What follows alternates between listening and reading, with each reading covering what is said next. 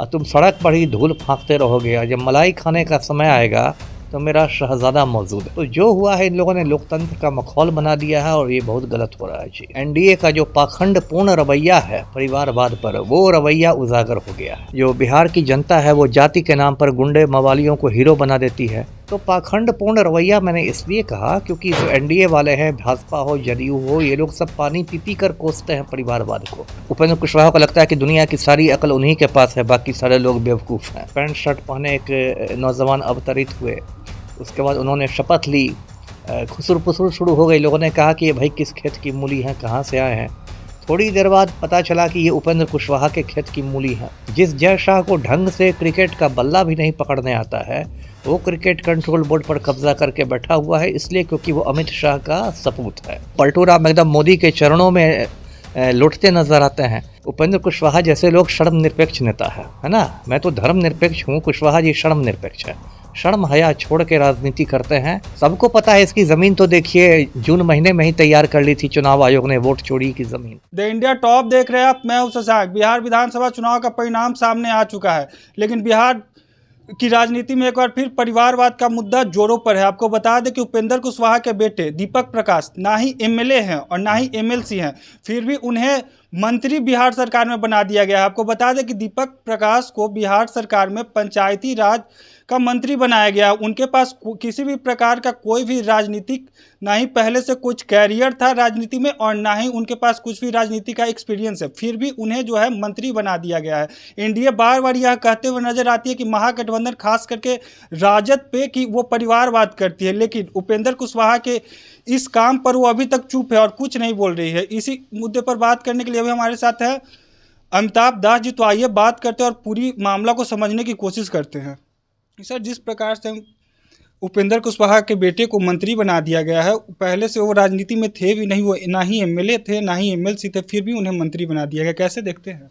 अब ये बहुत शर्म की बात है और इस पूरे प्रकरण से एनडीए का जो पाखंडपूर्ण रवैया है परिवारवाद पर, वो रवैया उजागर हो गया है ना। देखिए, ये परसों की बात है, 20 तारीख को जब गांधी मैदान में पलटू राम 10वीं बार बिहार के सीएम बन रहे थे, तो उनके कैबिनेट के लिए एक नाम पुकारा गया, दीपक प्रकाश।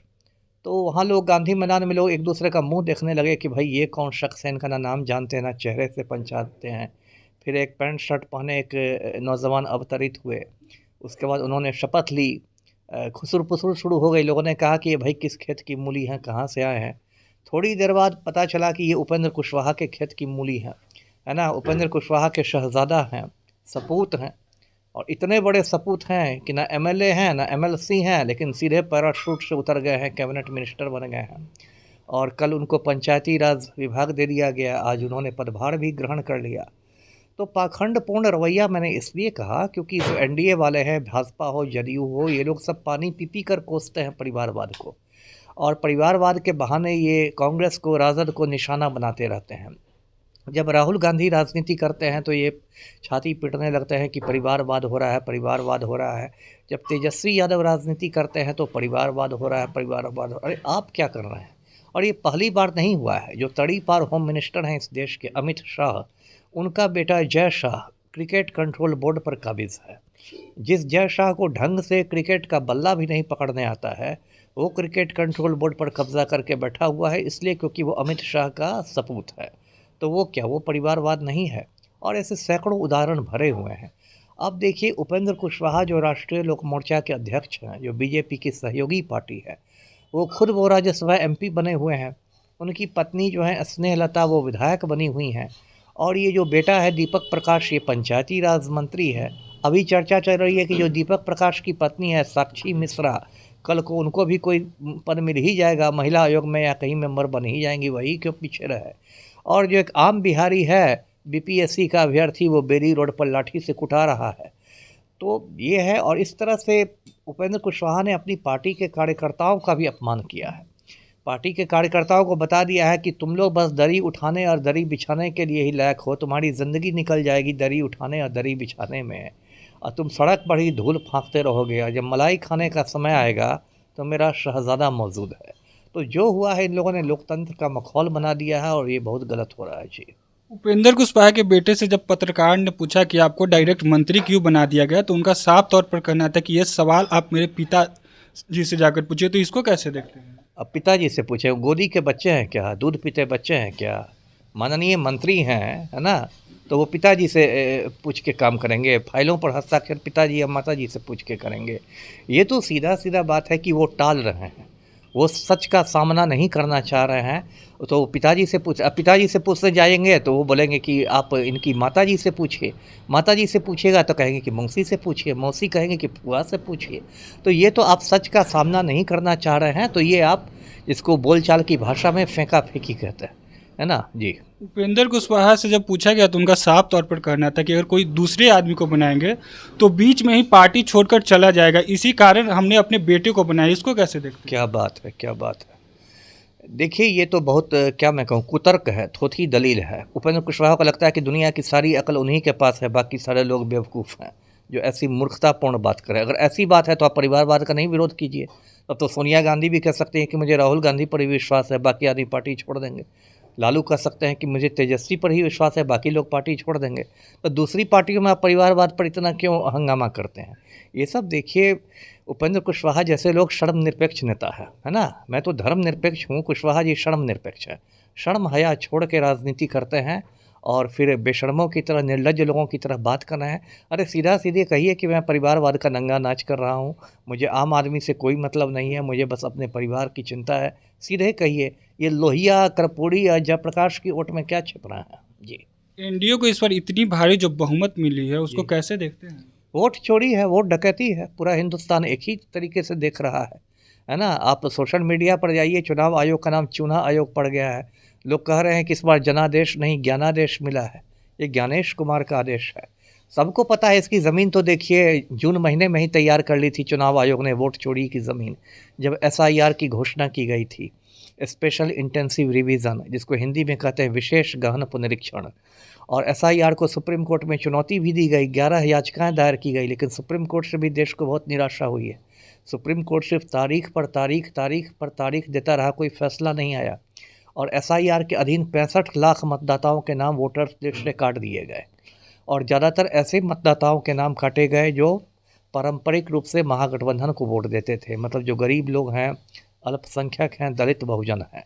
तो ये तो एक मोदी जी ने पैटर्न बना दिया है, कश्मीर से कन्याकुमारी तक वोट चोरी करके, वोट डकैती करके जनादेश की चोरी करो। और ये लोग सभी, मतलब बताइए क्या स्थिति हो गई है कि चुनाव आयोग पर हमला होता है और भाजपा प्रवक्ता आ जाते हैं बचाव में। तो ये चोर चोर मौसेरे भाई वाली स्थिति है जी। चुनाव से पहले जो महिलाओं को 10,000 रुपया दिया गया, क्या लगता है चुनाव में ये फैक्टर किया है? फैक्टर तो था ही, वो भी गलत था। एक तो ये विशुद्ध रिश्वतखोरी है, घूसखोरी है। आप पैसे देकर यदि वोट खरीद रहे हैं, जो जन प्रतिनिधित्व कानून है उसमें तो ये बिल्कुल क्राइम है। उस पर से अगर मान लीजिए पलटू राम ने इसका ऐलान कर भी दिया था, तो कायदा ये है कि आचार संहिता लागू होने के बाद पैसे के ट्रांसफ़र पर रोक लगा देनी चाहिए थी।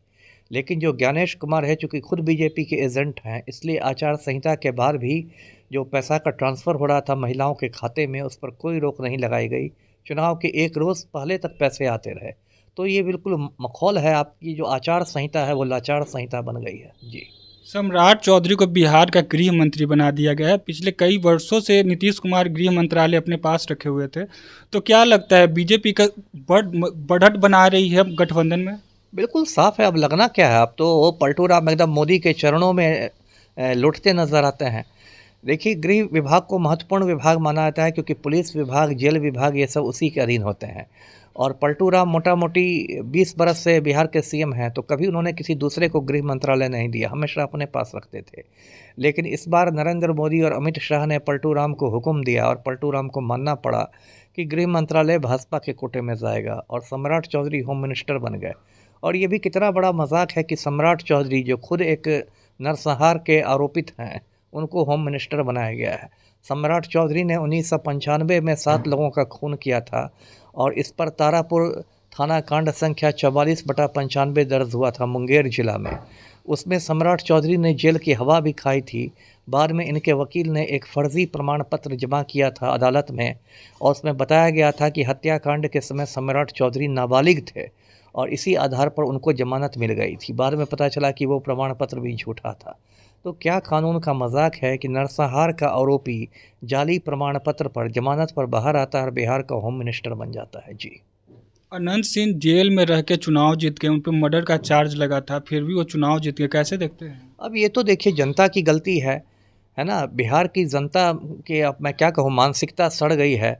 जो बिहार की जनता है वो जाति के नाम पर गुंडे मवालियों को हीरो बना देती है, जाति धर्म के नाम पर। मैंने पढ़े लिखे भूमिहारों को देखा अनंत सिंह की दलाली करते, मैंने पढ़े लिखे राजपूतों को देखा है आनंद मोहन की दलाली करते, पढ़े लिखे मुसलमानों को मैंने देखा है शहाबुद्दीन की दलाली करते हुए। तो ये दुर्भाग्य की बात है। और अनंत सिंह तो आज की तारीख में सुपर चीफ मिनिस्टर हैं, क्योंकि पलटू राम उसके आज्ञाकारी चपरासी बने हुए हैं। जी। चलिए, तो अभी क्या कुछ कहना था पूर्व आईपीएस अमिताभ दास का, वो आपने साफ तौर पर सुना। इनका साफ तौर पर कहना है कि उपेंद्र कुशवाहा के पार्टी में जो कार्यकर्ता हैं उनका बस काम दरी उठाना है और प्रोग्राम के आयोजन के लिए काम करना है। बाकी जब मंत्री बनने का जब सवाल आएगा, जब मंत्री बनाया जाएगा पार्टी की तरफ से, तो वो अपने बेटे को बनाएंगे। इनका यह भी कहना है कि ये जो सरकार बनी है इतना भारी बहुमत के साथ जो एनडीए जीती है, ये दरअसल वोट चोरी की है। वोट चोरी करने के कारण ही भारी बहुमत से ये लोग सरकार बना पाए हैं। बाकी अपडेट के लिए बने रहे द इंडिया टॉप पे।